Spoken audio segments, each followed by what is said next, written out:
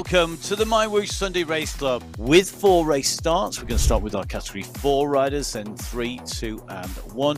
Our riders lined up in yellow, that is our Category 1 riders. In green, our Category 2. In blue, Category 3. And Category 4 in red.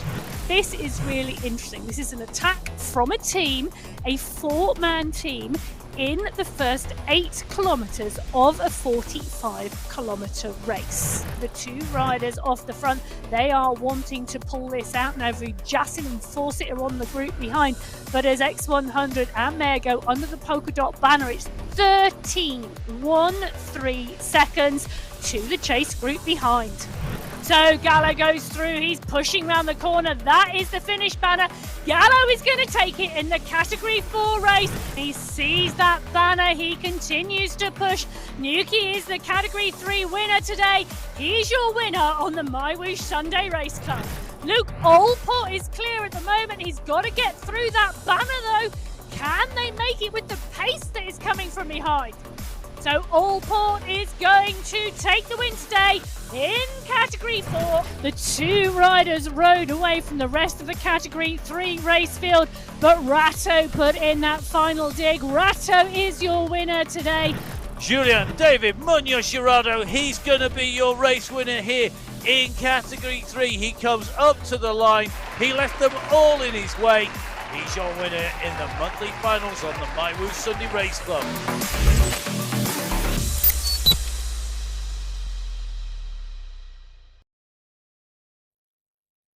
Hello and welcome to the MyWhoosh Sunday Race Club. It's a qualifier race number 1. It's November and we're kicking off what is going to be an absolutely cracking month of racing with our first race in the men's competition. My name's Matt Payne. I'm going to be bringing you all of the race action and I'm joined in the studio as almost always. It's almost always because occasionally we are on UCI duty by Emma Martin. Emma, it's going to be a cracker, but just looking back very quickly, October was a brilliant month, wasn't it? Some great courses and racing. October was a phenomenal month, and we had some such close sprint finishes in the men's race. We're talking 0.3 of a second very regularly. It was phenomenal. Well, let's see if that's going to happen today, because today we have a very different course to some of those where we maybe have a long climb at the finish, because we are in Australia, one of my favourite worlds on MyWhoosh, with probably my least favourite climb in Australia on MyWhoosh, which is the Canberra climb. And really interesting, the course profile today puts that climb in the first half of the race with a relatively rolling return round to the finish. This changes things dramatically, doesn't it, Emma? Yeah, it does indeed. So 45 kilometres, 666 metres of climbing. 2/3 of that comes in that Category 2 climb, which, as Matt says, is in the first half of this race today. So we have 3 sprint segments along the way as well, but it is that main climb, 5.4 kilometres with an average gradient of 8.1%. It is a steep one, and you need to be, I'm going to repeat that, you need to be in the front group going over the top. It's 24.3 kilometre run to the finish. And the last time we were here, it was a 1:06 for the Category 1 riders. So a super fast time for Category 1 in here. Now, people will be looking at that profile thinking, can they chase back on again? There's a long way back to the finish. So far, it's not proven that way, but we haven't used this all that much, this course. So let's see what happens. We've got 4 categories to get away.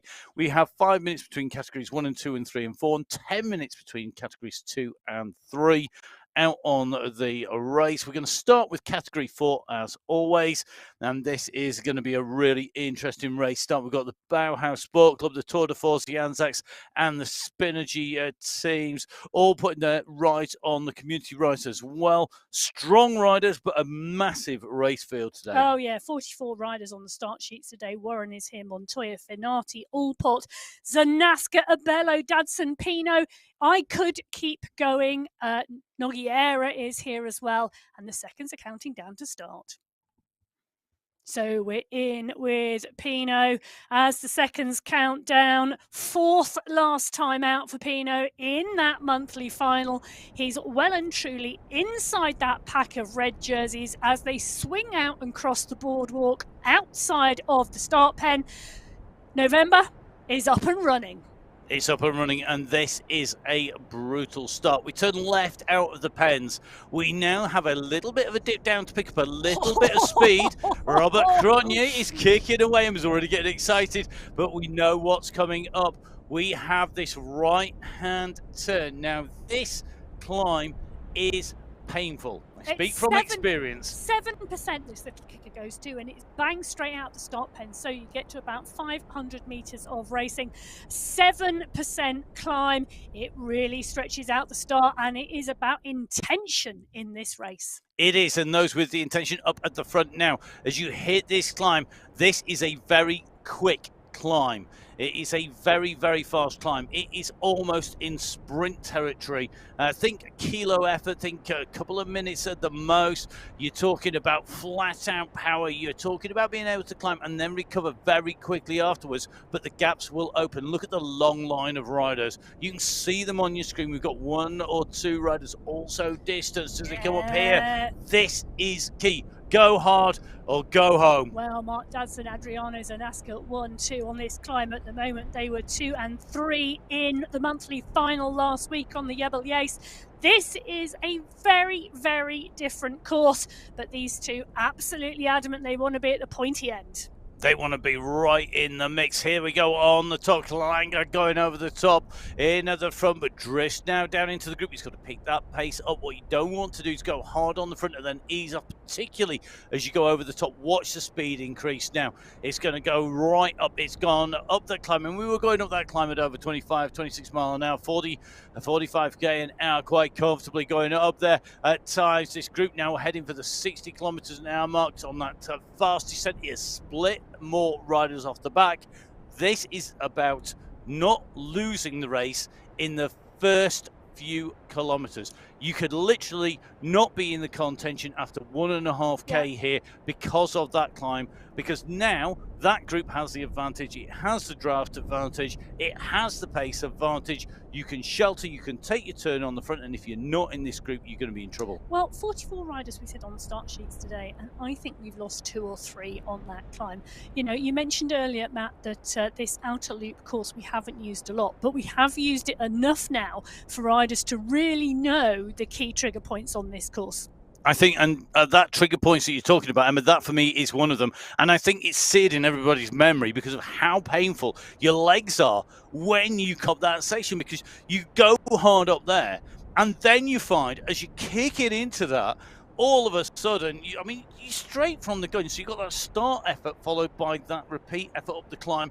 And then if you're not in this group, you've got to chase. Yeah, and your warm-up is absolutely essential, to that fast, hard start. You know, as we said, within 500 meters, you're going up to your 1 minute power to get up and over that in the group. You know, in category 4, well, they are very, very aggressive racers, and it is fantastic to see. You know, very rarely do we see a group come out of the start pen and just take it steady up that climb. They really use it as an opportunity. Yeah, and I think for me, it's it was a really interesting conversation with one of our riders who got in touch. Please do get in touch, particularly about that racing with me. It's that face of pain about the difference in tactics and saying. So I'd said previously, it's almost like there's no tactics. It's just flat out everywhere.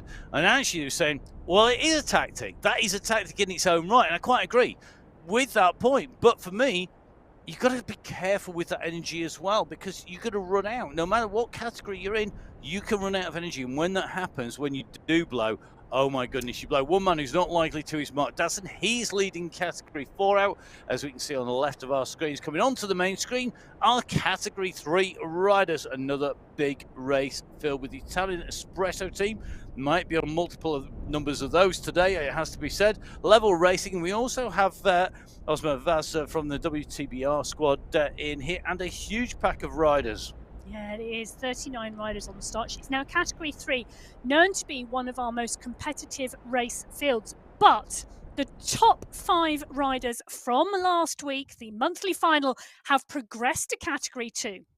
So we'll see who they are and what they are up to as we make our way from the start in Category 3. On qualifier number 1, we have 45 kilometers and 666 meters of elevation today. The devil is always in the detail, though, because there's so much riding. As our Category 4 come round and turn to go under the tunnel, our Category 3 come out of the pens and turn left. I just did 9.6 watts per kilo from Nico Bouzet on the front as Ben Kirk goes up and over the top.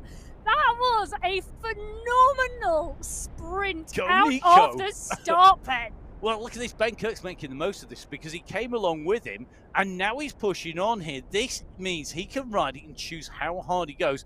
God, I hope he knows what's coming up round the corner, because if he doesn't know, he's going to get caught out. It's not just that start. You've got to keep this going. So come on, Ben. Time to keep pushing. You can see the pack behind, though, being led by Filippo Quadrelli, an experienced rider now on MyWhoosh. He's working hard. He's coming up behind him.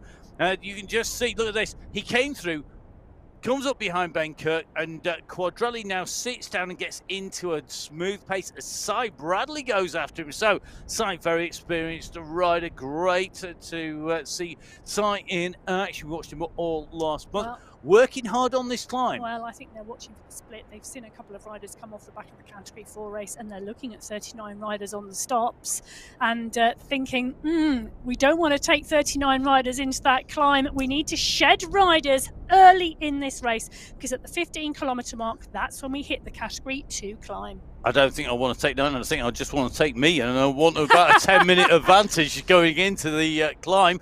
Bradley on the front here, really winding it up. He's going to go over the top and into the descent here. So smart tactics by Cy Bradley, pushing and pressurizing over the top. It's broken riders away. Now, you may see the red dot going across behind these riders. They're not on crossroads there because they're underground. Yeah. The tunnel that you see at the start goes directly underneath the course at that point, and the Category 4 riders on the way through the sprint segment. Now, we do have 3 sprint segments on the route: the Sydney sprint, which we're on at the moment, the Canberra sprint, and the Melbourne sprint. So the 3 cities named there in the sprints. The key thing here is that although Dexter Abello is giving it some beans there to get through the sprint, it does mean he will get a sprint skin suit, but it doesn't mean that he gets any extra prizes or points on the way through, because this is just a snapshot on the racing here on the Sunday Race Club. If you haven't watched before, the jerseys look nice. There's some great bragging rights. If it was me, I would be making sure I got a picture of me in that sprint skin suit. However, at the end of the race, what counts is where you are across that finishing line. But given that big mountain, probably that would be my achievement for this ride if I was riding. However, our Category 4 riders are far better than I am, and they are really motoring on here. Big pack of riders going through there, through that sprint segment. Category 3, a little bit further out, they're further down the course behind. So currently 3.1 kilometers separating Categories 4 from Category 3, and a 5-minute time gap. Now, Wow. These riders are out on course here, Emma. Category 4, Category 3 are away.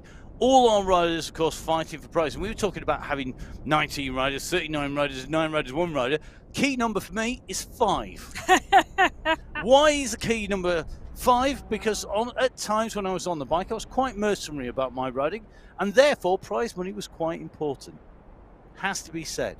And in each of our categories, 5 riders in each category get prizes. Key thing to remember, there's no prize for being first over the line. It's all about being the first in your category.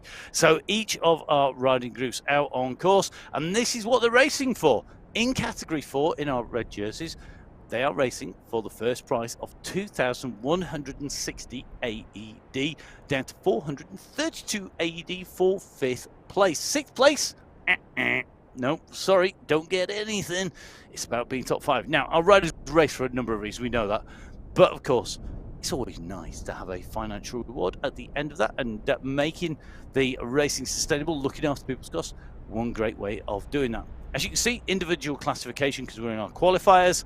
The monthly finals has that team prize. Keep your eye on the big number in the middle.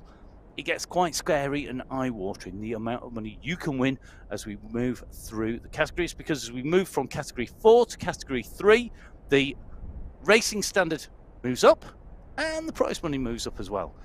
2,160 AED was top prize before. It's third prize now in Category 3 with 3,600 AED for the win. So moving from 4 to 3, the prize money moves up.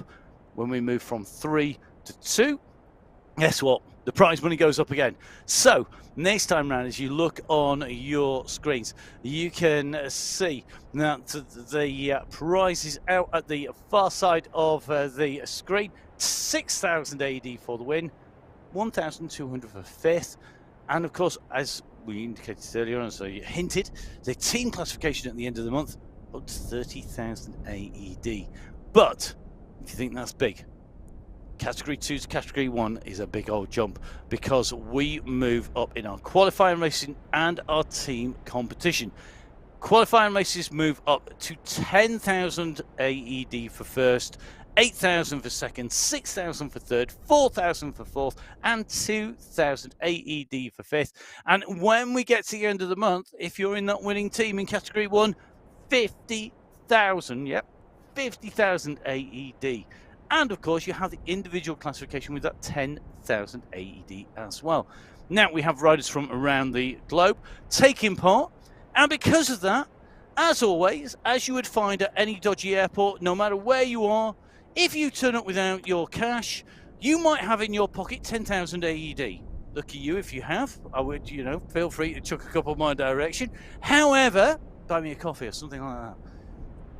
10,000 AED translates to all sorts, and we've been around the world with Emma's Exchange. Let's see where we're going today. Well, on our plane today, Lisa Hermansen rode the women's race from the studio today, and she was live on the show. Now, I'm going for Swedish krona, because obviously in relationship to the fact that she is indeed from Sweden. So 10,000 AED, 29,629 Swedish krona.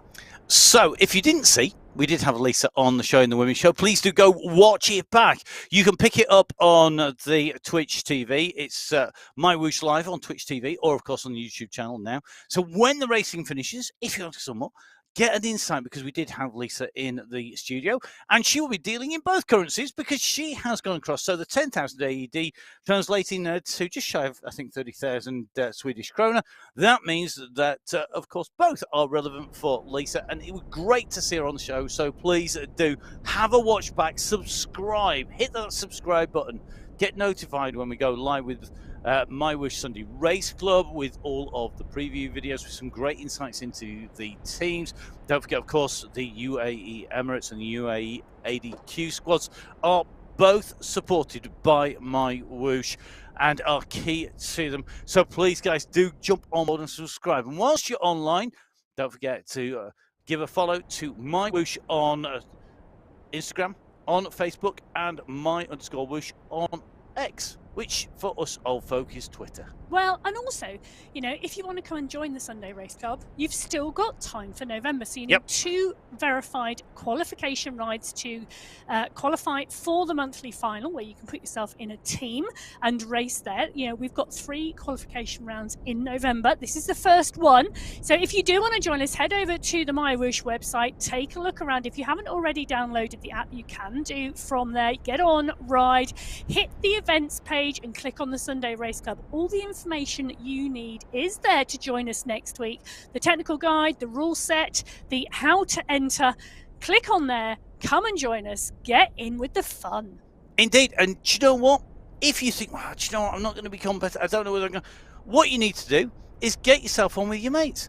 Jump on board and race with your mates. See who's the best. Bring a friend. No, bring 5. Okay. Bring 5 friends, because you know what? You can make a team then. Okay, let's go across from us talking about jumping on board with your friends to everybody who's not necessarily going to be friends by the end of this, because it's Category 2.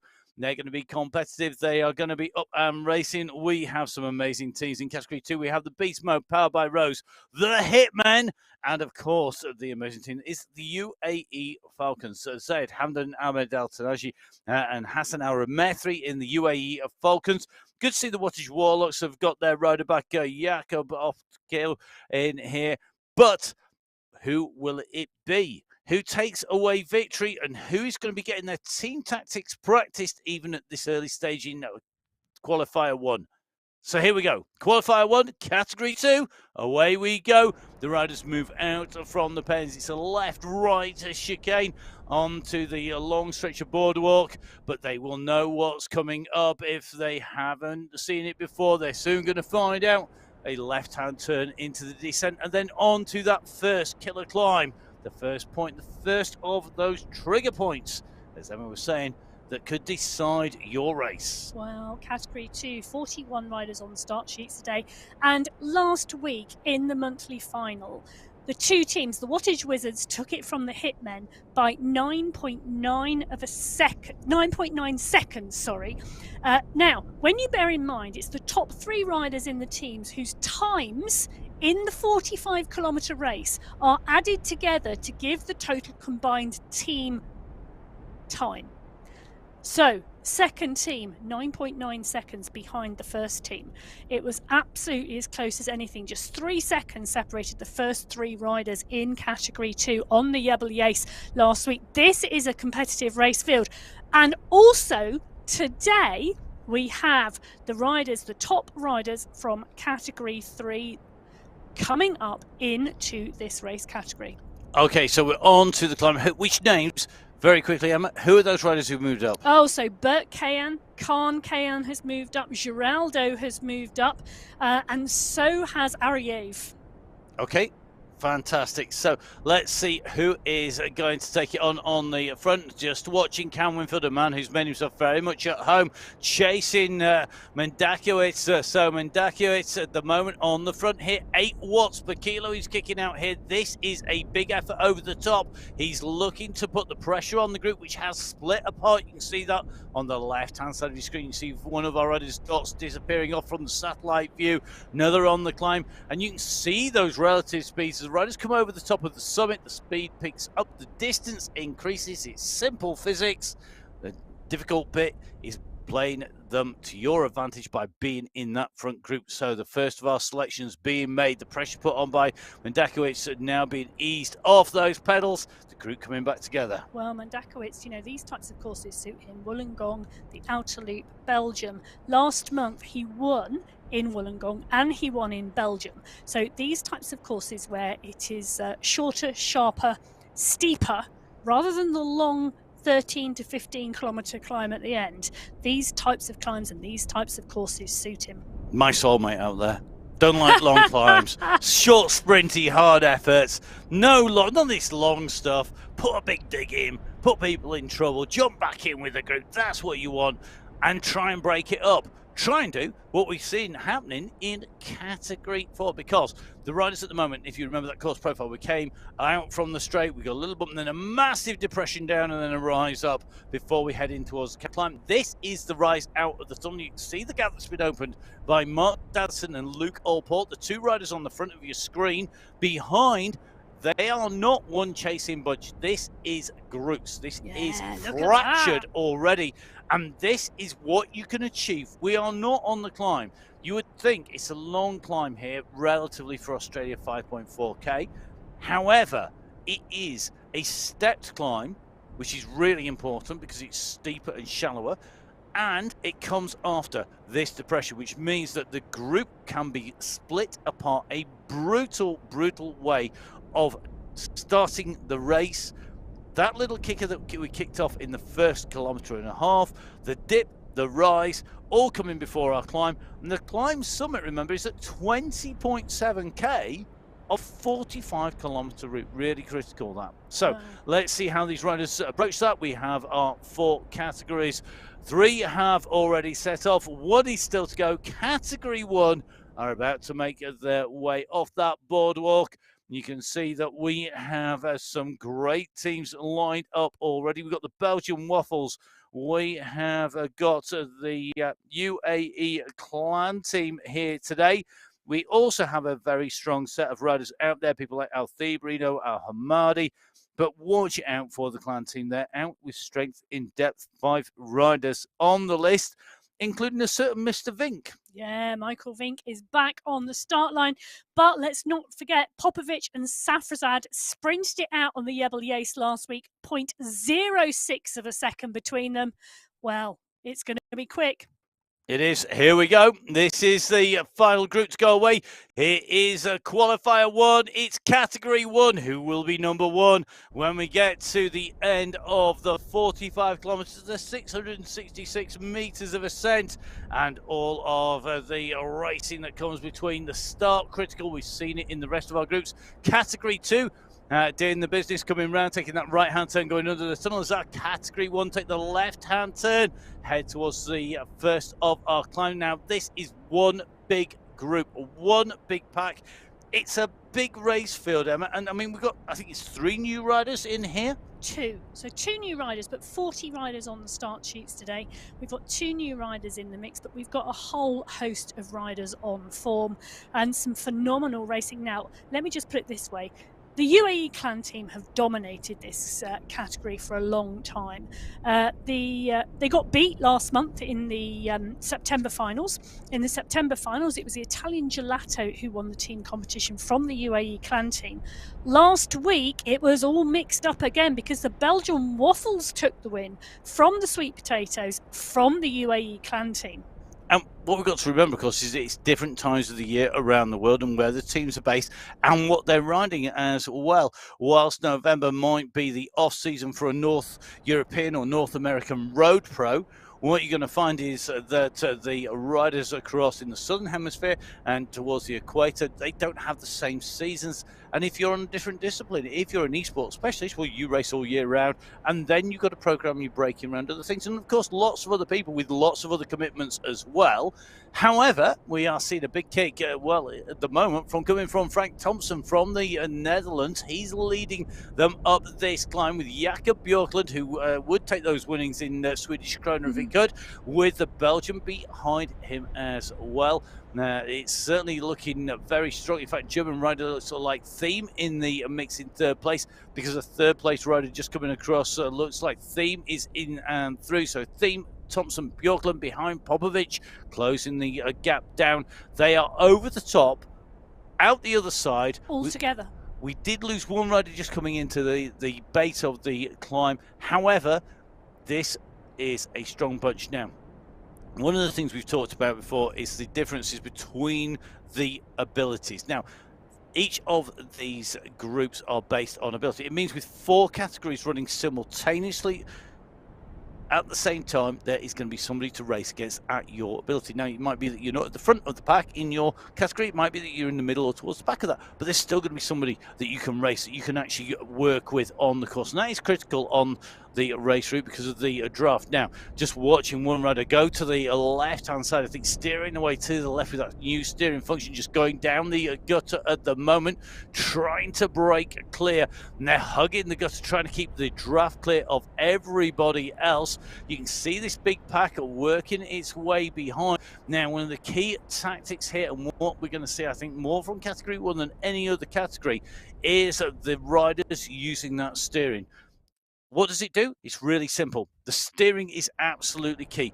If you were riding, and let's take a nice flat Netherlands stage or a crosswind stage somewhere, what you'd aim on doing is you would ride in the most optimal place for the wind. It's the same on esports, on MyWhoosh, because if you sit behind the rider in this group, you aren't going to be getting the draft. Basically, green wattage numbers in the center of your screen are good. Green is good. If you're the rider off the front, you can see the numbers are white. This is Mr. X100. Hey. He has gone clear, and he is now doing all of the work. There's no one to hide behind. But what he doesn't want is anybody sitting behind him who's not his teammate. So he will steer and get those riders off his draft, off his tail. Had to be done. X100, first rider to use the steering function on the Sunday Race Club, using it to his advantage, using it to the team's advantage, and just showing everybody how it's done. If it was a teammate on your wheel, you don't dodge them, you don't break the draft, you don't get them off your wheel. If you've got a teammate on your wheel, you make sure they're in the draft. Now, this is where it's going to be key. What you're going to look is who's going to be where. Where are they in this group?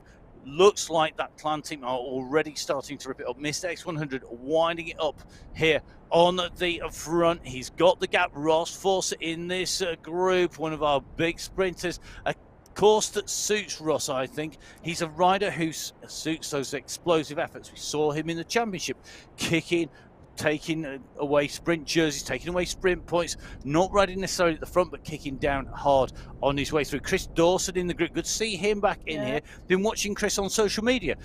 Really interesting to see his improvement, his riding, his experiences, riding more and more on the platform. Zach Nair in here. Zach Carradine also in this group. Michael Knudsen hiding at the back of this pack. Very interesting to see, keeping his powder dry. You can see his numbers. If you watch them at the top of your screen, you'll see that those numbers are green. They are not white much, because he's hiding as much as possible, staying out of the wind, saving his energy, not burning up the fuel. You've got a finite amount of resources. Remember, the winning time, 1 hour, 6 minutes on this course, I think it was last time. That means that in that time, you are going to need to fuel up. If you go too hard too soon, you're going to be really, really struggling. And making sure that you've got enough reserves on board is key. You could get to the end of this race without refueling, but you're not going to be in the optimum position now. Move to try and come across. Tim Cutler trying to break across, getting a little bit of a gap on Van Elster. Van den Eyck out at the moment. He's gone after Mr. X100 at nearly 10 watts per kilo. And at the moment, Tim Cutler chasing down the UAE Clan team rider. So Mr. X100 being passed now by Tim Cutler. Mr. X100 is going to, I think, put a little bit of a dig just to go on to the wheel here. It certainly looks to me like Cutler means business. He's like a Houdini of the bunch, Tim Cutler. He tries to break away time and time. He tries to escape. Houdini? I thought like Houdini was a magician. No, he's Tim Cutler, an escape artist. No, escapologist. An escapologist. There you are. He's an escapologist. Around, isn't it? Yeah, I was struggling a little bit. I clearly need more coffee. The escapologist, that is Tim Cutler, pushing on at the front. His X100 doing the chasing. I love Cutler. I think Cutler is such an attacking rider. He really tries to make the action, and he really tries to make it exciting from the front. So Cutler pushing on, X100 covering the move. We've got another rider sticking their head out now of the pack and coming up onto the wheels. You know, there's no panic, though, in the bunch at all as they continue to tap it through these early stages of the race. No panic. As the pressure goes down, I think that was commentator's curse going on there. I think there's a panic at the back of the bunch, if not at the front. They don't want to let people go. And yes, I'm sure they're very, very confident that they are going to close this down. But you don't want to be caught on the wrong side of a gap and then left as a minority out the back of the group. What's really telling for me, look at the colour of the jerseys at the front of the leaderboard through the sprint. So the Sydney sprint is the first of our sprints. It's 300 metres long. And in that, we are seeing a number of green jerseys. 6 out of the top 8 are green. And that means that they came through faster than all but 2 of the leaders of category 1. So the pace very similar. I mean, there's not a lot in it, don't get me wrong. Ruben Don, interestingly, in category 2, putting another big sprint dig in. Regularly uses the sprints in here, and that's one of the great things. You can use it for trading. But at the front of the category 1, Tim Cutler using the confusion to go clear again. Mr. X100 is in no man's land at the moment. He's got to make his mind up time here, really, because he's either going to have to go after Tim Cutler and put a massive dig in, or wait for SS, who's leading the group behind. And I think this is a wait for SS time now. If I was in there, here comes SS, blue cap, blue socks. Thank you, SS. You make my life so much easier by always having the same kit. I've suffered on his wheel before now, out on MyWhoosh. And I tell you something, I've got those blue socks, overshoes, and the blue hat embedded in my memory. The power and the pace being put in is breaking this group apart.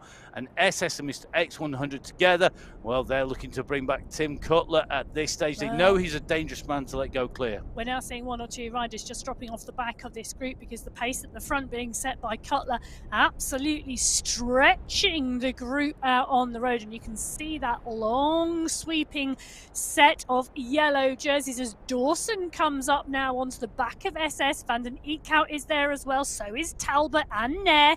Thiem and Harris are coming up lap as well. But these riders now pushing on and pushing on hard. And look at the speed with which they brought back our leader there.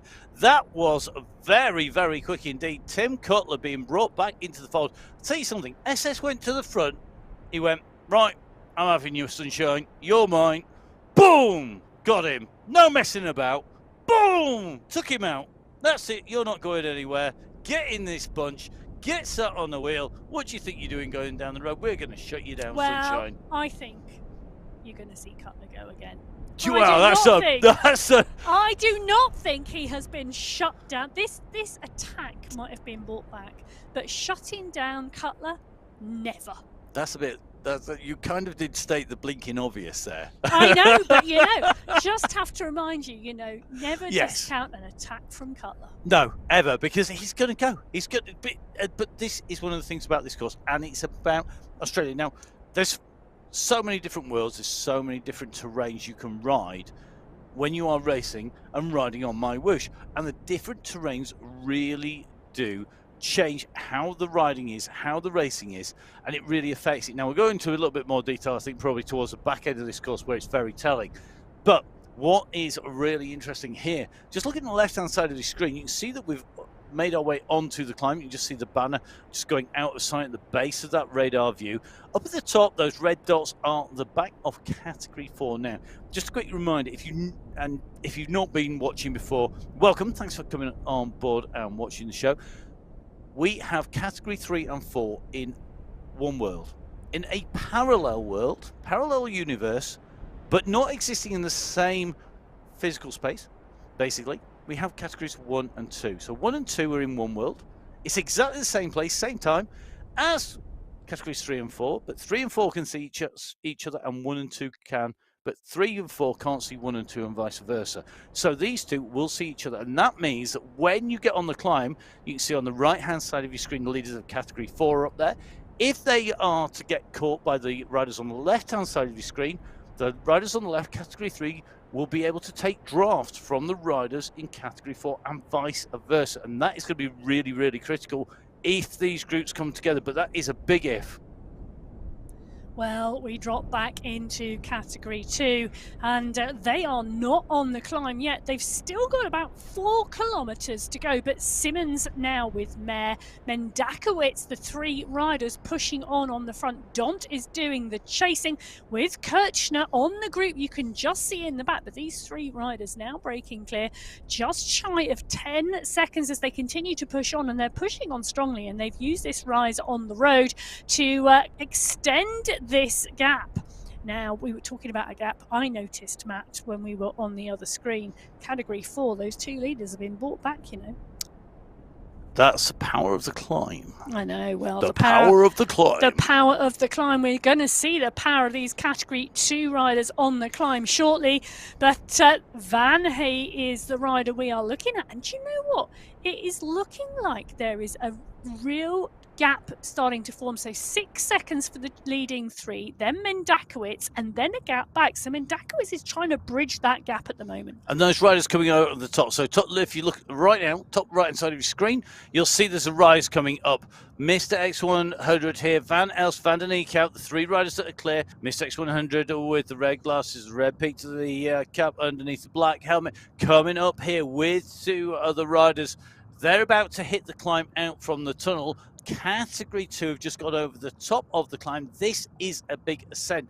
To give you an indication of how big, this is about a quarter of the main climb. It's a substantial climb in itself, not categorized. However, it is enough to break this up, and it's going to be really interesting to see what happens behind. 4 seconds is the gap as these riders come on to the climb. Now 5 seconds, and it's Zach Nair, interestingly, who's doing the response, who's pushing on. He is indeed, but it's Van den Eek and Van Elst who are with X100 at the moment, and these 3 riders are the riders clear.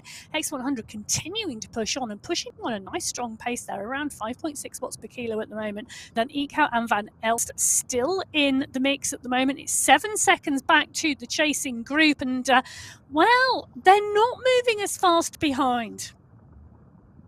So, they're not. No, sorry, I was just absorbed. I was just thinking, I like the characterization on Mr. X100's avatar there with the helmet and the peak cap and the beard. I was thinking I might try that myself on my avatar. Whilst Matt considers his bike fashion, we are moving back to the racing, and now Van den Eekhout and Van Elst now on to the wheel of X100.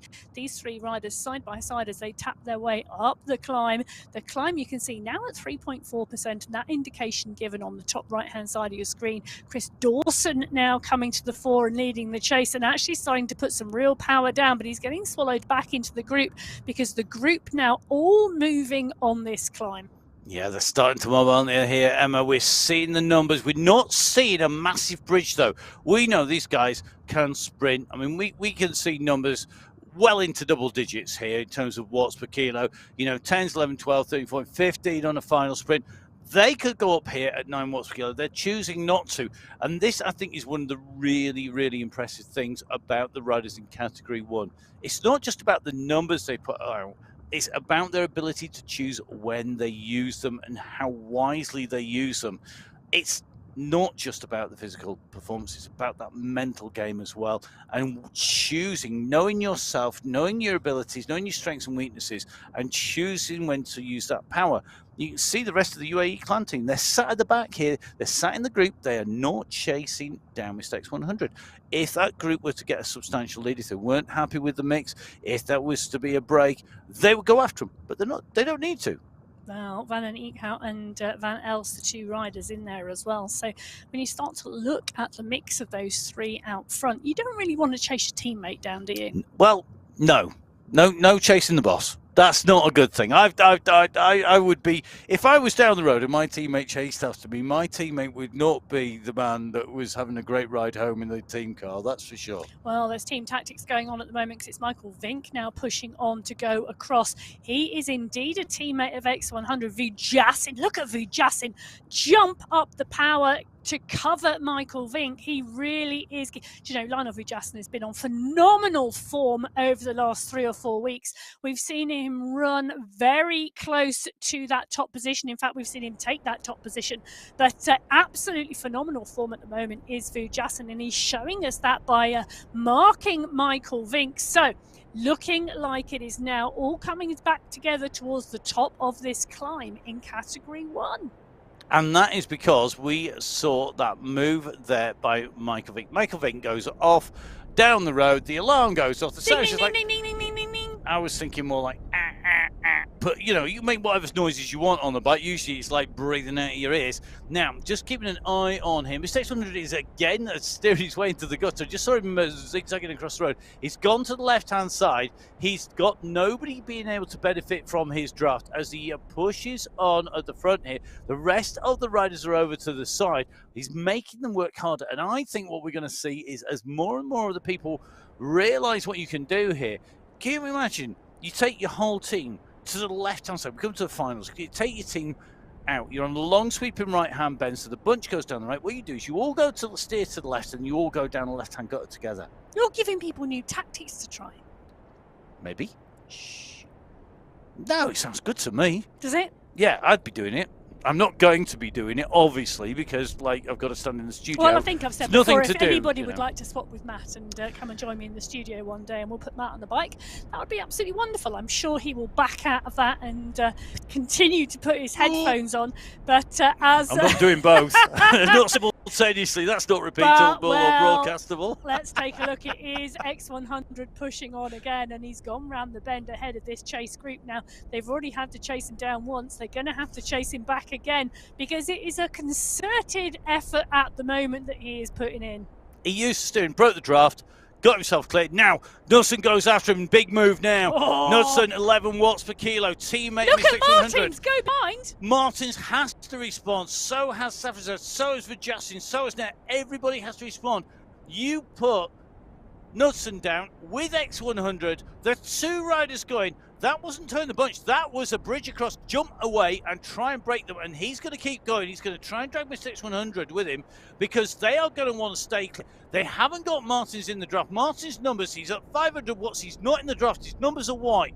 He's still chasing 536 watts. He's not got in the draft yet. He's having to put that effort in. He's going to get there, but at what cost? Well, I say he's going to get there. He's yo-yoing. He's not made it yet. Look at the power coming from it. Kaminsky's gone at 11 watts per kilo as well. They all want a bit of the mix here because this is a dangerous move, and they are, well, they're 2 kilometers from that climb. And that is a key number, 2K from the climb. Massive, massive move down there. The clan team sent a rider up the road. Then they put a rider down up a bridge across. They know that Knudsen could solo to the finish. He saw Mr. X100 laying down the groundwork there. Neg just trying to push on at the front, keep the power down and break these 5 or 6 riders clear coming into the climb. But the response is coming behind now. We are already seeing casualties. We are seeing people distance off the back of the group. This yo-yoing in power, the constant attacking really is doing damage. But you see the numbers drop. Look at the watts per kilo, right-hand side of your screen. The number that is the power to weight ratio, it's a key race number. If you are out and riding, you know whether you're sat next to somebody who weighs 50 kilo or 100 kilos. You know whether you're next to a teammate or similar. You want to be able to see those numbers. It's a key indicator. It gives you realistic racing. And those numbers that you can see in watts per kilo give us the indicator of who is going hard, who is not, where they're resting, where they're working hard. You'd see that if you're racing outside. That's the same as the numbers you're seeing here. Really key part. Having raced and ridden on esports platforms since about 2015, I have to say that number for me is, if you watch one number, that's the number you should be watching. Everybody's watts per kilo, because those numbers tell you how hard somebody's going. Now they're lining up for the climb, which is coming very, very shortly. Knudsen at the front with SS. Fujasin is doing the marking, and now they're backing off the pace completely at the moment, dropping the heart rate, getting ready for a massive effort. And it is going to be one huge effort, because look at the size of this Category 1 group going in. There's been no splits like we saw in Category 4. This is one big bunch of world-class esports riders going in here. So this is where we move on to the climb. Now, this climb is a 3-stage climb. There are 3 distinct steps. Step 1 starts off at a tough gradient. It goes to a very steep gradient. It levels for a platform with a slight downhill in it. And that landing stage, that part of the climb, really changes the rhythm. Part 2, almost equidistant in terms of length. Steep again. And then it has another landing platform, but this is a much shorter section, which means that you get less recovery time. It's harder to use it, but it still breaks the rhythm before you go on to the top section, to the very top of the climb. And the gradients on this climb, the average is 8.1%, but that does not tell the story, does it, Emma? And there are some very, very steep sections on here, 14, 15, 16%, and it does get close to 17% right at the very top. In fact, we've seen attacks in the last couple of 100 meters stick on this climb before, but it really is a climb that's very interesting, because rather than thinking about riding a 5.4 kilometer climb, you can think about riding 3 separate climbs and think about your tactics in that way, rather than thinking about a 5 kilometer climb overall. Now, the tactics and the plans that these riders have got are all in their heads at the moment. We're going to see them transition to their legs as they roll out onto this course, as they come up onto this climb. The banner is coming. We can see it. They can see it. This climb is underway. So here we go. Canberra climb. 5.4 kilometers of pain coming up. If you're not in touch at the top, you're not going to be in touch at the 45k finish banner. But who will get to the top of this climb segment first? Who's going to put that time in? They're starting to wind up. You can just see the nervousness in there. It's ramping its way up. We're not seeing massive attack. We're just seeing a building of pressure. You can just see it's just like a pan on the, on the hob. It's just the heat's coming in. The heat's coming. It's bubbling. It's bubbling. It's bubbling some more. It's going to boil over at some point, and we are going to see it explode. However, you can just see the pressure that's being put on at the moment. This is the tough section. This is not the toughest. You can see top right-hand side of your screen that the gradient increases before the first of the landing stages. The first of those flat sections is going to be really key. We're starting to lose riders already. We're starting to see people in 1s and 2s come off the back. Just seen a big kick by Thompson to get back on. 15 watts per kilo, I think that was coming in there. Massive kick coming in. I tell you something, you cannot afford to be distanced at any stage. Once that gap goes, you are in trouble. Oh, completely and utterly. The second you come off the back, in fact, you've just got to work so hard to stay with the group, because the second you come off the back, you've gone. So let's take a look at all 4 categories. Category 1, 2, 3 and 4 from left to right. Category 4 on the right hand side at 20.3k. Category 3 at 19.9 kilometers. Category 2 at 17.7k. And Category 1 at 16.1 kilometers. And that gives you an indicator of just how these riders are going on the course. Remember, the top of the climb at 20.7k. So 300 meters to go for our Category 4 leading group, and it is a group of what looks to be 5 riders at the moment, with a gap of about 40 seconds back. That's in Category 4. They're the furthest up the route, and they're approaching the top of the climb on part 1 on the first of the 3 major steps. Category 1, that group is still pretty much together. We have seen some attrition to that group, with the riders being distanced in 1s and 2s, but at the moment that big pack is still all together, starting to pass riders in Category 2, and there's going to be no way that you're going to find they're going to jump in with the leaders at this stage, because it is a tough place to jump on board. Now, sandwiched in between, we've got Categories 2 and 3. Category 2, first of all, Karsten Mayer with Mosaic Mendakowicz and Olivier Simmons up the road. Simmons, one of the hitmen. I'm just going to take this opportunity to mention one of our regular riders, Henrik Oyer. I hope you recover soon and get back on the bike. We're missing you at Sunday Race Club. I know not been well, but buddy, get yourself healed up. I hope you're watching. I hope you're going to be jumping on the bike when you recover. Take your time. We're always going to be here for you on Sunday Race Club. So please, mate, get yourself sorted out first to then come on board. If you're going to head out for a ride, let us know. You never know, we might be jumping on with you on MyWhoosh. So Category 2 on the way up the climb. You've seen the break, the chasing, the continual pressure being put on in Category 2, trying to close down our leaders in the front of the group at the moment. Mendakowicz is the rider with Mayer, who are at nearly 7 seconds. You can see them just in front of the riders. Meanwhile, Lionel Vajastin winding it up on the front, with David Tolbert in pursuit on the left-hand side of your screen. Martins, Kaminski, Van Els, Safrazad, Noren in here. This is the steeper section of part 1 of the climb, of 3 parts, and at the moment they are stretching a little bit of a gap here. We do have riders behind that are squeezing onto the back wheel here, Vink amongst them. However, I think they are still being a little bit cagey. The key point here, as Emma has said, is going way over the top. That's where you've got to be in touch. It's no good going too hard too soon here and getting a gap only to have it closed down. On step number 2, you can see Mendakowicz and Mayer now at 3 seconds from Betty and that chasing group. And I think Karsten Mayer is about to find he's got that group coming up onto his heels. It's going to increase in gradient in a second. And then you're going to see that step coming up in front of them, top right-hand side of your screen. But these are some big efforts being put in by Mendakowicz and Mayer to stay clear. They're Category 2, left of your screen, right-hand side. Now, this is interesting because Lyndon Milestick is indeed one of the new riders today on the Sunday Race Cup. A young rider, an under 19 rider from Australia. Now, has ridden regularly in real life with Cam Winfield, who is just seen in Category 2. And I got to say, youngsters, I'm going to do a big sweeping assumption here. Youngsters, 9 times out of 10, have an amazing power to weight ratio because they are young. I'm saying that as a bitter old fat folk at the other side of the on the other side of the climb and on the descent on the way back down again. It's to my benefit. It's not on the climb. Linden here has gone clear over the top. He's got the polka dot skin suit.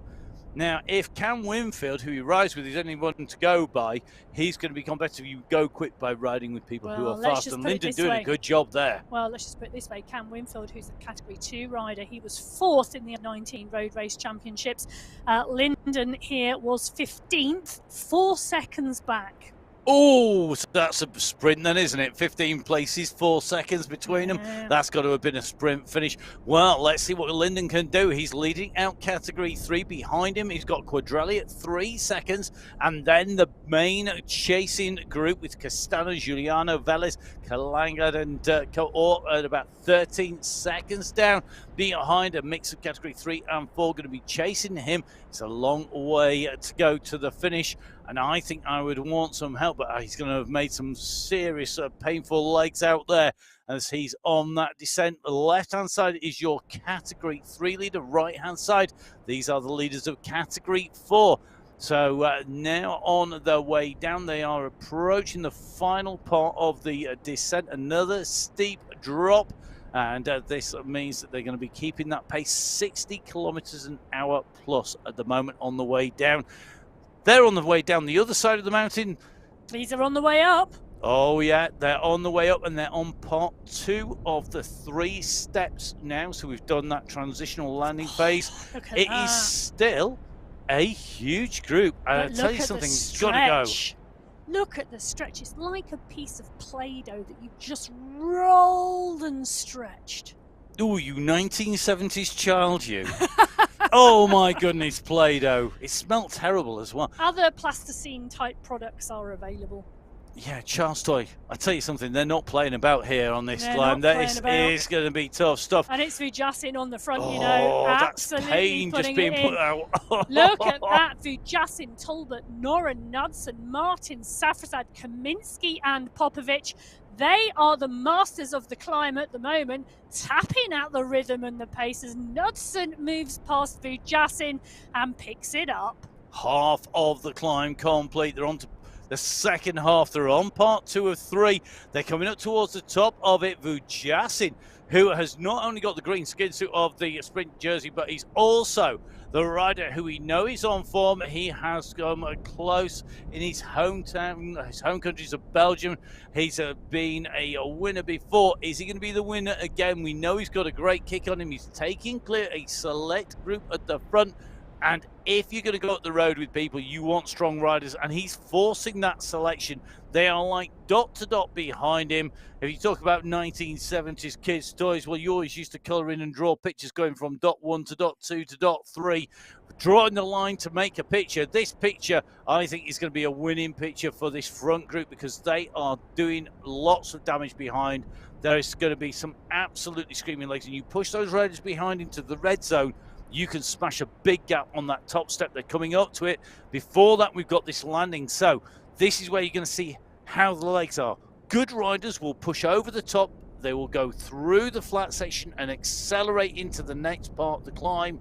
That group that was huge, it ain't anymore. Well, I tell you, it's 12 seconds back to SS at the moment. Talbot's at 3 seconds. He's the one on the back of this group at the moment, but the people we would expect to see here, Norrens, Martin, Talbot is here, Kaminsky, Popovic, Safrazad, Knudsen. They are in this group. I'd say Popovic and Knudsen, yes. Totally agree with that.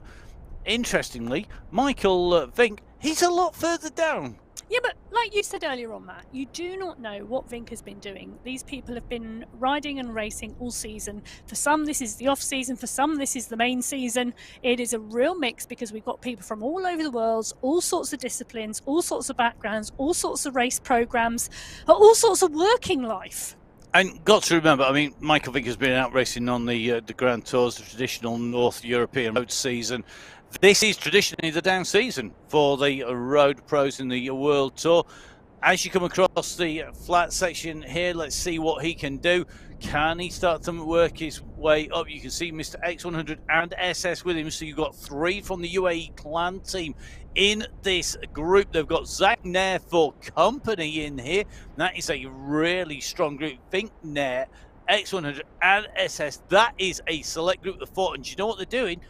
On that latter section, they've used the pace, they've pushed through the flat section, through that landing onto the base of the climb. They're going to make contact with the back of this group, I think, by this push, if they can just keep on squeezing. It's SS in the blue cap, blue overshoes, leading the way. He is about to come over the top of David Talbot, and he should continue here. Just because you've caught Talbot and you're going to get somebody with you, you don't stop. You just got to keep pushing. The riders behind, if this was outside, you'd be staring at the back hub of the rider in front. You'd be out of the saddle. You would see nothing but the back tyre. The rear hub of the rider in front. Here, you're in your own world of pain. Our riders riding at home on MyWhoosh, they have got to stay focused. They need that focus point. Stay on the wheel. Stay glued to the avatar. They won't be seeing the screens to the side. This is about nailing it, because as Emma said, you might as well have your finish line at the top at this point in the race, because you've got to get over the top with that front group. Well, Martins is on form at the moment. He's had 3 top 5s last month. So phenomenal form at the moment and really on a roll. He's in that group with Knudsen and Safrazad and Popovic. It's a select group of 4 and the gap is opening now. 15 seconds back to the chasers. On the right hand side of your screen, they are 500 meters up the mountain. It's Holweiler, Ospina, Simeons, Kirchner, Graves, Andres, Betty. At least 7 riders, if not 8, 9, or maybe even 10, because Winfield is there as well. Munoz is there. Mendakowicz is there. It's a bigger group than I thought. It's a big group, and now as they go over the top, another big kick here, and that's coming from Phil Graves. Graves is going to open it up. He's going to take away the polka dot skin suit, I suspect, as the fastest rider up the climb in category 2. He does. He takes that away, and he knows that if he goes and pushes over the top, he's going to put the rest in some trouble here. It could be that they're going to shed 1 or 2 riders over the top because of the pace coming over. That means that they've got to chase behind now. He can have a relatively easy descent until the rest come through. You're going to rest on the downhill, in theory. What you need to do, take it steady and then run through behind. Well, and that's really interesting, isn't it? Because what we're seeing is a difference. Phil Graves picked up, pushed on over the top to get his pace higher, to get his momentum up for the descent. We instantly saw some of the riders drop straight off the pace the second they got to the top, and the watts per kilo went down to like 1.4. Graves has done something which is a pure technique on this platform. He's pushed on over the top to get the momentum wound up, to get the pace high, and to get the travel quicker on the downhill. And you would do that outside racing on the road. If you want to do damage, you do not ease the moment it levels. You, particularly when you know it's going to go downhill in 50, 100 meters, you push over across, and down, and push into and build your speed on that downhill. It's a bit like being a mountain biker. You come up the jump, you go over the top, you land, and you use the downside to get your speed back up again. These riders are on the uphill. Emma, it's still brutal here. It is indeed. And one thing I'm taking a look at here, SS and X100 are working hard. You know, they're working hard together because they want back on this group. They are 7 seconds off the back of the leading group. Now, if these two can work together, and if ever 2 riders could work together, it's these two. They are looking to come back up to the group. And let's not forget, Popovic and Knudsen in the leading group are their teammates. And they've dropped Nair, they've dropped Fink for 12 seconds and Talbot. Here. That's a massive, massive gap. Talbot's gone. It's a big, big gap behind. I think they're just about going to get on. They're going to have to push right the way over the top of the climb. Come on, Mr. X100. Go on, Esses. You've got to push all the way over the top here because you've got 2 teammates in that front group, Popovic and Knudsen. If they can push onto the back here, it's going to pay off for them. Let's look at the times over the top. This is going to be telling. Vujasin in 1, Knudsen in 2, Popovic in 3, Safrazad in 4. But really interesting, Martins, SS, Mr. X100, Talbot and Nair are the riders coming through behind. Yeah, but take a look at that. It's less than a second on that climb for the top 5. Phenomenal work up that climb. As Vujasin is the rider in the lead, pushing on. This is a leading group of 5, and SS and X100 have not made the back of the group.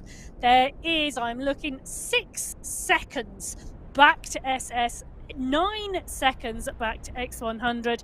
Then it's Talbot 17 seconds back, and Nair 19 seconds. And you can see the two chasers coming down into this hairpin. Look on the left-hand side of your screen. 2 dots chasing this group. This group are absolutely moving around this tight left-hand turn. No backing off on base on esports for a hairpin turn. Even if the world's worst descender, then you can keep the power on the way down round those turns. And it looks to me like this group are determined to do that. They do not want to give the numerical advantage in terms of numbers to the UAE clan team by allowing SS and Mr. X100 to come on to the back of the group. But the parkour, the terrain that these riders have now is critical, because first part of this race to the top of the climb at 20.7 was about being able to climb to stay with the group. The run to the finish is not easy. It's not massively hilly. You've got a big long downhill here, but what is key is you've got a long run from the base of the climb all the way in and through. By my reckoning, I reckon you're about 19k from the base of the descent across, and it is all bumpy. When we talk about going to Colombia for the FRB, the flat rolling bumpy section, this is flat rolling bumpy after party. This is the big all-nighter, because it just keeps on going. It is not easy. It's not good. There's no ages and ages of recovery. These two riders are keeping on pushing. The gap is still holding at 9 seconds. And what they've got to hope is that when the front group hit the bottom, the pace comes off quick and they can use the momentum to roll in. If they do that, this will be to their benefit. If they don't, that gap will increase. So the base of the climb into that flatter rolling section is going to be critical. Now, just taking a little bit of a look at last week's results in the October final, we were on the yellow ace, and it was Popovic from Safrazad, Knudsen, Osborne was 4th, Vujasin 5th, Martins 6th. So this leading group of 5 is indeed that top 6. Whoops, but Osborne's not in there. Yeah, and Jason Osborne down on the start sheets today for the Belgian Waffle squad, but it's his teammate Martin Martins who is doing the business at the moment up in that leading group. And I'll tell you something, this group is still moving along nicely. They are currently rolling the way through, but they're not pushing at crazy numbers. Look at the power they're putting down, 2, 3, 4 watts per kilo. This X100 and Co, 7, 8 watts per kilo on that descent. That chase is going on as we see category 3 up here with a great deal of category 4, but not the category 4 leaders yet. No, not indeed. So looking like category 3 have wound their way up to just the top 10. So 10th position currently, Quadrelli, who was indeed leading that now, Ryan Giuliano. So the category 3 leaders got 9 category 4 riders ahead of them on the road, as we see them in this group now pushing on, and this category 4 group sticking with them and taking the benefit of the tow up to the riders in front. Now that is possible because we are on a very, very flat section at the moment, and they're sat in making the benefit of that draft. Yeah. In fact, I think it's starting to contribute a little bit here, Emma, as well. They're working well. They know that if they can get back, if they can use this group to come back, that they will get in touch. Interestingly, Filippo Quadrelli came through like an absolute express train from the back there, looking like he was going to bridge across. Didn't swerve or anything, so didn't break the draft, didn't steer out the way. It meant that the rest could go through with him. But it has distanced 2 of the chasing riders. Now, at the moment, it looks to me like Noak is in with this group. I think it is also going to be Casgrande in there. Montoya just been distanced literally in the last few seconds. But it's enough, and that's going to cause problems. Wow. Look at this, Montoya and Lloyd, they were with these group of chasers, they were making their way across, and they couldn't just go with them in the pursuit to get up to the next group. Well, that is it, isn't it? Because the pace is moving and moving strongly. But we did mention earlier on, the second you drop the draft here, you have to be so careful, because if you do not pick it up really fast and jump back in, you have lost the group and you've lost the benefit of that draft. Well, let's take a look back in with this Category 1 and Category 2 race, because Martins, Vujasin, Safrazad, they have all caught up and are now mixing with a Category 2 pack that were up the road. So a very interesting move here by Category 1. They've got enough Category 2 riders with them to some assistance from them. They've reached the base of the descent. This is the kickover, and we were talking about how critical this part is. This is where the riders behind our two chasers, SS and Mr. X100, will be hoping that this group doesn't move quickly. The problem Look they've at the got... pace they're at. Yep, they are flying. Not only are they flying, but they've got four Category 2 riders in there. One of those green jerseys is going to be the sprint jersey, sprint skin suit of Lionel Vujasin in there. This is going to mix it up, and you can see on the front here, Vujasin, Martins and Safrazad are trying to keep clear. They're trying to keep the pressure on, as Popovic and Knudsen are sat trying to disrupt this group, because they know that if they can bring back Mr. S100 and SS, that will put 4 out of 5 of the UAE clan team in that leading group. That gives you numerical advantage, but they've got to get there. I haven't seen a gap back you at know, all. It's stretching. Nearly saw it. 18 seconds. Yeah, it's going out again now with the pace of this pack. This pack are really pushing, and by doing that, they are distancing X100 and SS. It was around 9 seconds, and it's now gone out to about 17, 18 seconds. So, and that is down to the pace of this group. Currently at 53 kilometers an hour. It is eyeballs out, and Vujasin is making sure it's staying high. It is. You won't want those numbers, the odds to change there. We're in with Mr. X100 behind on the right-hand side. He's chasing SS. That's the figure in yellow with the blue cap just in front. Mr. X100 and SS at the moment, they are going to ride at a pace. We know that they're very strong time trial style riders. They can sit at a real strong pace. They've got to keep on moving. They've got to keep pushing here. They need to get to the back wheels of this group, but they also want to stay clear of the riders behind. This is making life difficult. Meanwhile, on the front of this group, looks like Tatu Koistonen is being caught back. Another of our riders in Category 2. This is a big pack now that is moving, and this is not going to benefit the chasers behind. However, it could still come back together, because behind this group, I think we're seeing another group coming up to suit Mr. X100 as well. Right. This, I think, is going to mean that there's an even bigger pack behind this group. So this is going to change the dynamics. Now, the terrain here is critical. It is not flat. It is not downhill. It is not uphill. It's blowing everything. It's everything chucked in the mix. Constantly changing, and the pace on the front here being set by Vujasin. He is like, let's absolutely hammer this. But it is picking up packs of riders on the way, and we often talk about that causing a little bit of confusion as well. But they have pretty much worked their way now up to close to the top 10 of the Category 2 riders. Now that actually top 11 is a 1 minute 40 up the road. They're 1.2 kilometers up the road, so there's some real distance now between this group we can see on our screen and the next group of riders on the road. So it is going to be really interesting to see how fast this group move and whether those Category 2 riders stay with them, because on the right hand side of your screen, that's the leading group in the Category 2 race. Now for me, that's every rider left on the road. That's 11 riders in that leading group. So 11 Category 2 riders. The chasing group in Category 1 with the rest of the Category 2 riders in. Category 3 leaders, well, they're mixed in with the Category 4 pack. Category 4 leaders, well, look at that. It is a 3-man breakaway. Can I just drop a reality bomb in here? Go on. Still got 10k to go. You've got 10k for the furthest riders on the course, Category 4. You've got 15k, 15 kilometres, a third of the race distance for the Category 1 leaders.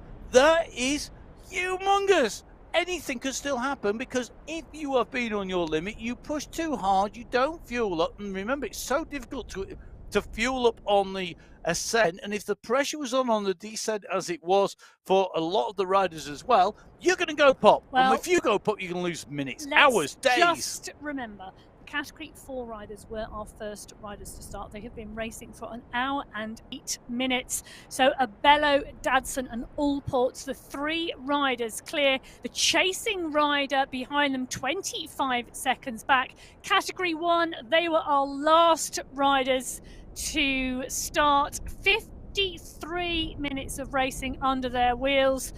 You know, it is eyeballs out in all 4 races at the moment. So category 1 continuing to push. We've got Hudson, Martin's in there, Safrazad is there. They are working hard, but they are not working as hard as those category 2 riders. Koistinen is really pushing, so is Spratt, to stay in with that group, because they know those category 1 riders are going to take them up to the front, going to take them up to the 11 category 2 riders who are in the leading group. Yeah, going to be up there. It's going to be ching ching, all change please. It's going to be a real mix-up. So 4 categories are well on the way down through this course, all into the last third of the racing for the race leaders in the respective categories. The terrain is going to take its toll. And if you think about that course profile, it is going to be really about who can read the subtleties in this. If you cast your mind back to the profile there, you'll remember that we started off on the flat. We had a couple of kickers in there, big descent. We then went on to the climb. Then we're into the flat section. I think we need to look at that maybe in a little more detail once we've looked at the time through the sprint here, because as you can see, Don and Medakowicz, Koistinen right up there. Now, we know Don's been sprinting really strongly as part of this. Koistinen, though, is in part of that chase group, but look at the times coming in. This is live. SS has just set the 3rd fastest time. He's pushing. He's chasing. He's chasing hard, and Talbot went through at 6.4 watts per kilo. Again, the race is on. Of that chase group. So Talbot was the group behind SS and X100.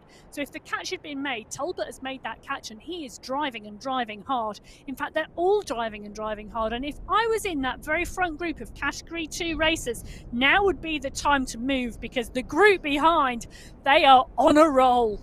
They are. The Express Trainers 1 truly left the station and is on its way. This is David Talbot in here with SS for and company. Zach yeah, and X100. Oh, come on, I'm loving it. This is a group. This is a chase group. Oh, look at that. X100's just giving his back a little stretch.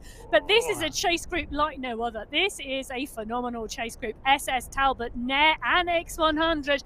4 riders, all capable of really pushing on, and well, they've got 27 seconds to make the catch. Look at that on the bottom left-hand corner of the screen.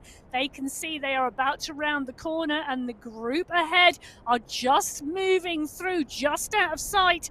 But what motivation for this chase group! 32 seconds is doable with the terrain that's left. Those riders coming through. You saw Miss X100 stretching out. If you're riding on MyWhoosh, then just to the left of the big bar, to the right of where you can see our MyWhoosh live avatar, where that green jersey just popped up at the bottom. Down there, you can actually select the emotes that you want. So you can say that your battery's flat, that you're going well, it's time to spin round, take your turn, or my back's gone on, my battery's gone flat, basically. Take your pick, however you want to do that. It's down on the side. I think there's going to be a lot of that going on, and I think the key one is going to be to take turns here on the way through because of the terrain. They absolutely have to. They just got to keep going through and off this group to work on pulling that back.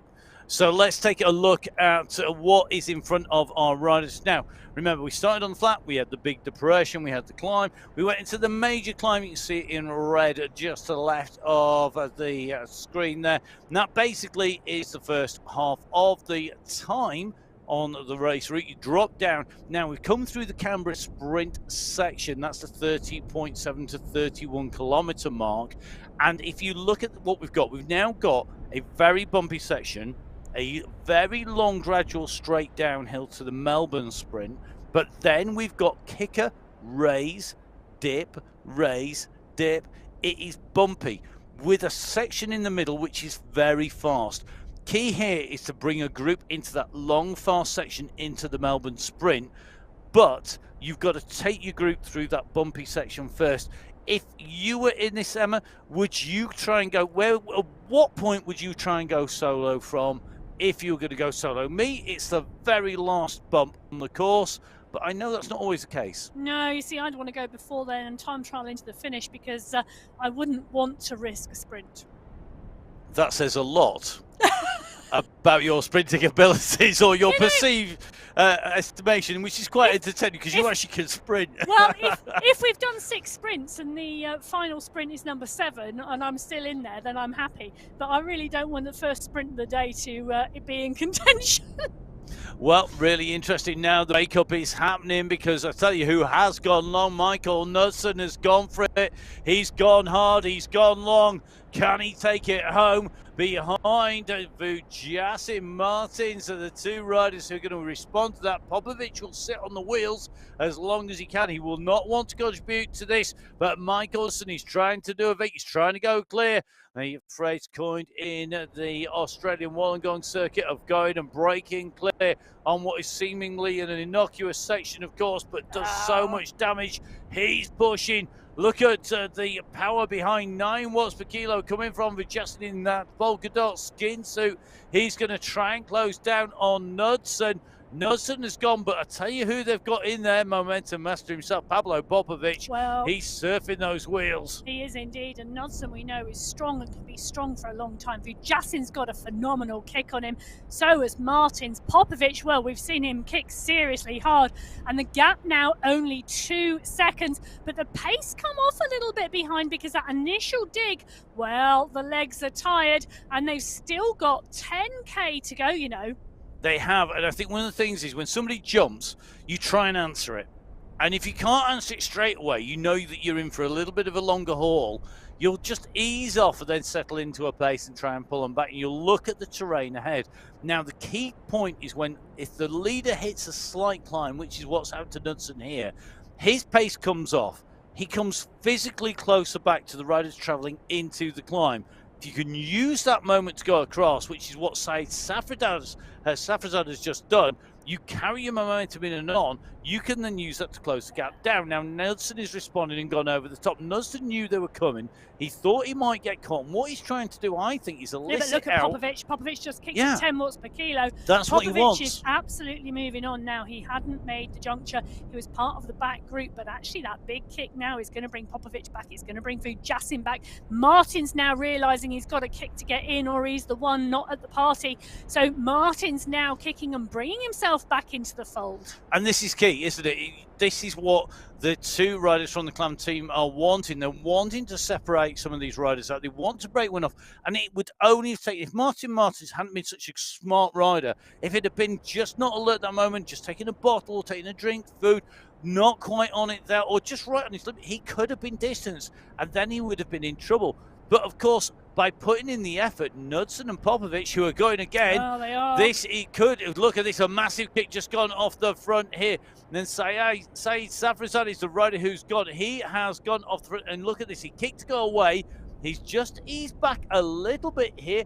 And what could happen if you're Popovic and Knudsen, you've gone hard, you've done the attack, you've put the move in, somebody counter-attacks you. Saeed Safrazad at the moment, he's got a gap. He has, but it's Knudsen pushing. Look at that, 10 watts per kilo coming out of Knudsen at the moment as he goes up and over the top. Is he going to hold this, or is he going to drop back? He settles in at 5.6 watts per kilo. Safrazad kicks again to take up the lead. Popovic now bringing the group across. Martins and Vujasin not panicking, holding the wheels, knowing and can see that this has not gone like fireworks off the front yet, but Knudsen winding it up again. Got to choose your moment. You've got to take the opportunity when it comes, yes, but choosing your moment is really key. Knudsen on this run, and he knows that he's got the next climbing section to come. This is a multi-stage ascent. It's not a massive climb, but it's enough to break up the group. It could put riders in trouble. And I think Martins is starting to come in trouble if he's not careful. A bit further down the road, into the last 4 kilometres, come our next group of riders. These are The leaders on the road, it is Dadson, Olport, Bello. They are the 3 riders in Category 4. They have Shed, Jose Miguel behind. He is not going to be on, so Aristada Zabal is not going to be in the fight for the top 3. He's too far back at 17 seconds, but he's got a big gap between him and the rider in 5th place. Top 3 are going to come from Olport, from Dadson, and Bello today. It's going to be about who gets their timing right. We're coming in. This is the end of that long, fast descent through into that Melbourne sprint section. This is that long run down. They're then going to go up and over behind. Look at that size of that group. That is a big group. Do you know what? I'm going to put some predictions out there. Phil Graves for a 2K out attack, because that's Phil Graves all over. Cam Winfield waiting for the sprint and taking it by 0.001 of a second, as we've seen him do before. Well, there's a number of riders in there. Mendakowicz, for one, who I think is wanting to prove Matt's predictions wrong. But Betty is there, Holweiler is there, Ospina is there, Yeast is there as well. So is Munoz. Munoz Giraldo's come up from Category 3 and he's in the pack. He is. This is going to be very interesting now about who has got the pace and the power to make this stick. And what they've got to be aware of, I think, is the Category 1 leaders are not that far behind, and because it is so brutal, they are really pushing now. Let's have a look at the distance. It's 600 meters. 600 meters. We have got about, what, 7K left to go. That's going to come back together. When that does, it's going to be carnage. It's like dropping a cat in a box of rats. That's what's going to happen, because they are going to be absolutely not going to know what to do. They're going to be running in all directions. Everybody's going to be trying to be in the right place at the right time and not get snaffled up. And you see another attack coming now in the Category 2 race off the front here. Big kick, and look at the response that's having to answer this. Phil Graves who's pushing on. Matt predicted he'd go, but he is the rider pushing on here because they do not want that catch to be made. They want a breakaway group to form and a breakaway group to go away. It's Mendakowicz who's doing the marking. Winfield is there as well. These are the riders we would expect to see as Graves just backs off the pace there. Interesting move. Yeah, I'm not sure I'd have done that. I think he's in trouble. If he backs off too much, you can't let them come through too quick. If you back off the pace, the group comes through, you don't pick it up faster, you're in trouble. Graves has ridden this. I think he must be one of the riders. If there was a long service award for being on this platform forever and a day, I think Phil Graves has got to be in the running. He's been in here forever. He knows how to ride it. He's seen it evolve. He's seen it change. He's seen it. Every single time you come back, there's improvements, there's been changes being made, it's been brought onwards. He knows how to ride this. So, Category 2 with Phil Graves, we're going to leave them for the moment and move across to our Category 1 leaders who are trying to close them down. You can see them coming. Still. So 5 riders still in this Category 1 leading group. It's Vujasin, Knudsen, Martin Safrazad and Popovic. 58 seconds now to the chasing group behind. I think that is all over now. With this kind of distance left, we've got just over 5 kilometers to go. And I think it's going to come down to what these riders do. They're coming towards the end of that long flat section. Remember, when we hit 42.5, 43k, that is when you go into this bumpy section. You're just seeing it now with the Category 4 leaders at the moment. They have this flat section. They've got the first rider's got a long flat. We're at 44.3, but this now is about the run to the finishing line, because Category 4 leaders with Dexter Abello in there in the green and the polka dot. He's the rider who's proven he can sprint. We've got 4 riders, so they take the right-hand turn here. Now, who is going to get their timing right into the finish? This is going to be key. Well, it's Abello, Olport and Dadson. Look at that. It is like cat and mouse at the moment as Abello pushes. Abello's the first rider to push, but he's back right off the pace. Dadson goes up. Olport is there as well. three of them are side by side. It is Dadson and Abello. They are cat and mouse looking at each other at the moment. They've only got 300 meters to go, and Allport's gone at 11 watts per kilo. Dadson's responding at 11 as well. Abello now kicks. Abello's kick later. Is it going to make the difference as they travel towards the line? Allport goes over the top. No, Dadson's now got it. Can Allport come back? Mark Dadson takes it from Allport. Oh, photo finish almost there. So close between them as they came in through. Great 1, 2, 3. Dadson, Allport, and Abello going through. Commiserations, Jose. It's going to be a 4th place, so should still be in the prizes in the top 5 here today as we see him making his way towards the line. He doesn't need to sprint. The next sprint will be coming from our Category 3 riders who are not far behind that into their last 500 meters. Here they come. So this is about the run for the line. Vela, Giuliano, Quadrelli is the 3 that are on the way. Quadrelli starts to kick at the front, but look at the response that comes. It's round this long sweeping left-hand turn. You don't see the banner till the last minute. Velas, though, 14.5 watts per kilo to kick clear. He's got the gap on Quadrelli. Can Quadrelli rush him? He won't unless he can ramp it up substantially. They're kicking out 11.5 watts per kilo coming from Giuliano, but it's going to be Velas who's going to take this. He's got the gap. Velas sprints to the line. Your Category 3 winner on qualifier number 1. It is Jose Jamie Velas from Filippo Quadrelli, along with Ryan Giuliano. What a ride coming through. Giuliano just taking Quadrelli on the line there for that 2nd, 3rd place battle. Now, immediately behind them, and I mean pretty much immediately, we have not got that far to go. Henry East on the attack at the moment in Category 2. Yeah, look at 8-second gap. Come on, Henry. This is what we want to see. Yeah, so the hitmen are hitting it large at the moment through the Melbourne sprint and out the other side. 2.9 kilometres left till they see that yellow banner, and he's continuing. Great tactic there. Go in for the sprint. Let everyone think you're taking the sprint and just keep going. Makes a massive difference. And the gap now 9 seconds. Phenomenal tactics there. He's got a long way to go, though. This is going to need massive hesitation behind.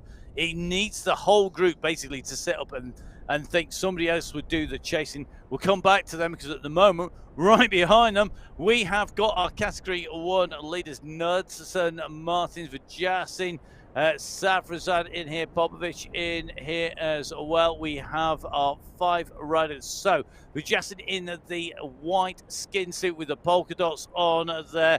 You've got Knudsen with no cap, no hat, using the ultimate aerodynamic aid on his way through. You've got Popovic just starting to make his way through to the back of that group. I think Popovic just with the yellow cap, if I'm not much mistaken. The white cap just moving up on the side there, just yo-yoing around. You can just see all these riders, so no one wanting to take the lead here. That you can just see that churn, and they've got a gap. Do you know, the constant pace being held behind by X100 and SS, the gap now down to 35 seconds. 2.5K, 35 seconds, that's going to get close. I know, and the issue now is how much do this front 5 play cat and mouse? Do they do what we've seen in Category 3 and Category 4 of really backing off the pace running in, or do we see them continuing to charge now on the right-hand side of your screen? 1.9 kilometres from the finish line. It's the leading group in the Category 2 race. Henry Yeast is 5 seconds up the road now. They are rolling him back in because they're pushing on. Ospina, Mendakowicz, Betty, Andres, they are all trying to push and trying to charge now. They do not want him to stay away, but he is time trialing his way off the front now, continuing to hold that gap. This is going to be a fantastic last 1,500 metres in this Category 2 race. So Category 2 race is one rider trying to stay clear. Will it be Heartbreak Hotel for him? Left-hand side, you can see that we've got Category 1 all over the road. We're seeing a massive push from Vujasin. We're seeing it being marked out as they come around that sweeping turn here. One of those key points you can break up. They're going basically the backwards way round the Vink flyover as they make their way round and onto this straight. They're heading effectively back up towards the Wollongong climb. But you can see at the moment that this is getting very cagey. They back off, they go hard, they back off, they go hard. They still have a reasonable gap. They would be very foolish of them to let that go. Henry East, he's still got the gap. What's the time check at the moment, Emma? Mendakowicz is really killing this, down to 2 seconds. But Mendakowicz is in no man's land at the moment. He's not with the leader and he's left the group behind. Now Phil Graves comes to the front of the chasing group. This is going to be interesting. Can Mendakowicz hold this for another 800 metres? So Ace went first. He got the gap, and Mendakowicz has come across. Ace may well have had enough time to get some recovery done. He goes on there. Mendakowicz and Ace are now together. Ace riding for the hitmen. He will want a number one. He won't want to be the man who was nearly there. Will he be able to do so? Left-hand side of your screen now, Martin Martins looks like he's got on the front of category 1 as well. So it's all happening here. On the MyWhoosh Sunday Race Club Qualifier Race number 1, the men's race at full ball. Categories 3 and 4 have both finished. This is the race in category 2. Mendakowicz again kicking. He's trying to stay clear of Ace, the initial protagonist of this breakaway move, and behind. They may have left this with 200 metres to go. It's 5 seconds. Cam Winfield starting to kick at 8 watts per kilo. I think he's going to need 18 to close the gap down because these two can see the banner. This is the run for the line. Maciej Mendakowicz is going to take it. Your winner in category 2. Mendakowicz in 1. He comes through the winner. It's going to be Henry East who takes second place behind the run for the line. It's going to be Kirchner, Spina and Graves in that order in the top 5. Meanwhile, in category 1, Martin Martins is on his way in and round on the left-hand bend. He's got 200 metres to go. He did put in that attack. The 5-second gap he got is going to be enough. Martin Martins is going to come through. He's going to take the win. There's a sprint behind him, but it's all for nothing. They're racing for second place. Knudsen takes second, then Vujasin, Savrazad and Popovic. What a race to the line. And they're just in front of SS and Mr. X100, who are also into this left-hand turn. Great ride by Martin Martins to take a victory there today. Behind, this is the run for the places in 6th, 7th, 8th position. You can just see Zach Nair looking to make this his. He's going to come through the line. He's going to be just outside those prizes, subject to confirmation. Nair, then Talbot, then it's going to be Mr. X100. They are going to be followed by SS as he comes in and through the line. What a race, Emma. What a set of race finishes. I tell you what, I see this course profile, I think, yeah. I see the race, I go, yes, get in there. I tell you something, I have just witnessed Knudsen, Vujasin and Nair all sprinting over 15 watts per kilo. That shows you just how hard it is. So let's round up your top 9 riders here. It's Martin Martins in 1, Michael Knudsen in 2, Savrazad in 3, Lionel Vujasin in 4, Pablo Popovic in 5, Zach Nair in 6, David Talbot in 7, Mr. X100 in 8, and in 9th place for SS. As you can see, the winning time 1 hour 10 minutes in category 1. And don't forget, all the results at the moment are live. They are unofficial until verified, and that'll all be on the website, www.mywhoosh.com. Well, can I just say congratulations to Martin Martins. We said he was a man on form. Taking that win today, fantastic. It's been great fun putting words to the action. Please do make sure you catch up with us. Give us a follow on social media. We'll give you a follow back. It's at Matt Fix a Pain for me, Matt Payne. And for you, Emma? Well, you can find me at Biking Emma. So at Biking Emma, do get in touch. Tell us where you're riding, where you're racing, what your training is going, how hard that was. We can stand it if you tell us just how painful it was. We want to know. And whilst you're on there, make sure you give MyWhoosh a follow. It's MyWhoosh on Facebook, Instagram, and my_whoosh on X. Don't forget, of course, that you can catch up with all of the racing on Twitch TV. It's MyWhoosh Live on there. But just as importantly, if not more so, we want to see you riding. We want to see you on those social rides. We want to see you on social media, out and riding, getting in those rides. So please do download on iOS, on Windows, or, of course, on your Android phone, whichever platform you're going to use. Download, jump on board. We hope to see you soon. I'm going to say a big thank you to our riders, a big thank you to you for watching, a thank you to the team behind the scenes who make it happen. from Emma, from myself, and from everybody at MyWhoosh. We'll see you on qualifier race number 2. But for today, stay safe. We'll see you again soon. Goodbye. Goodbye.